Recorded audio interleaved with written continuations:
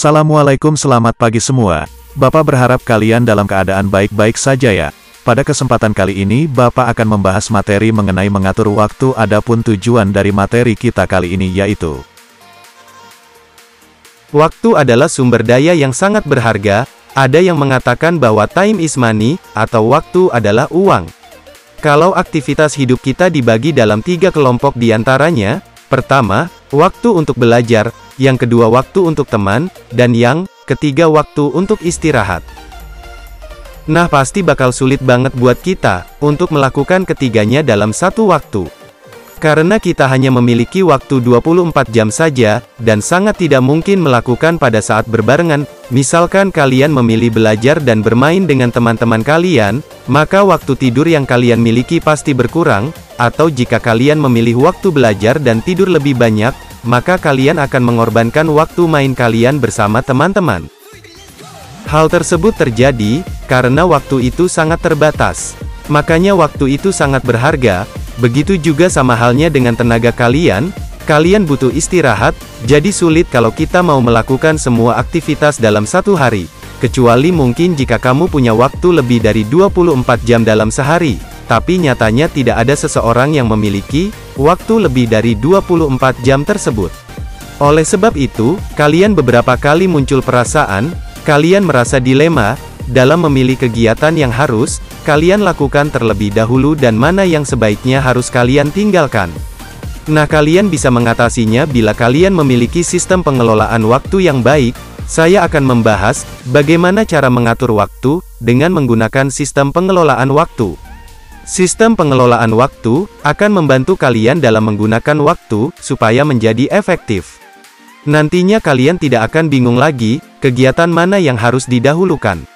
Kenapa sih kalian harus punya sistem pengelolaan waktu? Alasan yang paling utama adalah waktu yang digunakan oleh kalian itu terbatas. Padahal hal kegiatan yang harus kalian lakukan itu banyak sekali. Kalian melakukan pembelajaran di sekolah, mengerjakan PR, kalian juga perlu yang namanya sosialisasi, diantaranya mencari teman yang positif. Kalian juga harus menjalankan pola hidup yang sehat dengan cara berolahraga dan tidur yang cukup. Karena tidur itu penting agar kalian punya energi untuk melakukan aktivitas di hari berikutnya. Maka dari itu hindarilah tidur terlalu malam karena orang yang sukses itu rata-rata memanfaatkan waktu tidur sebaik mungkin. Di dalam buku yang berjudul The One Thing, kalau kita itu tidak mungkin melakukan semua hal, jadi harus menyiasatinya dengan cara kegiatan yang kalian anggap penting dan menjadi prioritas kalian untuk segera kalian kerjakan. Diusahakan untuk tidak multitasking atau melakukan 2 kegiatan sekaligus dalam satu waktu. Tidak boleh kalian mengerjakan PR sambil main dengan teman-teman, karena dapat mengganggu waktu yang sudah kalian rencanakan untuk membuat PR. Pada akhirnya kalian jadi butuh waktu lebih lama dari yang seharusnya, atau yang lebih parahnya lagi kalian jadi keterusan ngobrol sampai lupa sama PR yang harus dikerjakan.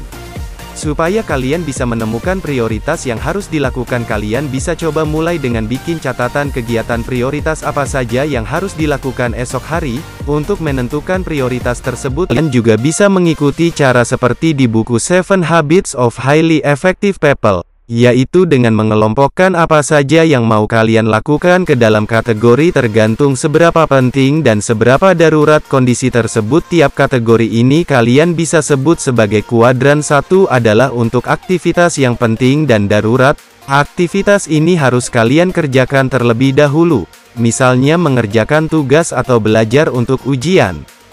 Selanjutnya yakni kuadran 2. Kuadran 2 adalah aktivitas yang penting tapi tidak bersifat darurat, contohnya bersosialisasi dan berolahraga. Karena sifatnya tidak darurat, maka kegiatan ini tidak harus dilakukan sekarang juga. Kuadran 2 ini bisa kalian eksekusi setelah menyelesaikan kuadran yang pertama. Kemudian ada kuadran 3, yaitu kebalikan dari kuadran 2, yakni tidak bersifat darurat dan tidak penting, contohnya telepon atau pesan WhatsApp dari teman untuk menanyakan tugas. 2 hal ini rasanya tidak harus banget kan segera untuk direspon karena sebenarnya tidak terlalu penting-penting amat. Bisa dibalas saat kegiatan kalian sudah selesai. Malahan bisa mengalihkan fokus kalian dari aktivitas yang berada di kuadran pertama. Dan yang terakhir adalah keadaan 4, yaitu untuk hal yang gak penting dan juga enggak darurat seperti halnya main game atau buka-buka medsos. Kuadran 4 ini disebut juga sebagai pembuang waktu. Nah, keempat kuadran ini bisa banget kalian pakai untuk alat bantu kalian untuk melaksanakan kegiatan apa saja yang harus dilakukan, dan yang tidak harus dilakukan. Pada kesempatan kali ini, Bapak mau mengajak kalian bangun lebih pagi. Tujuannya agar kalian punya lebih kesempatan untuk merencanakan apa yang harus kalian lakukan di hari itu.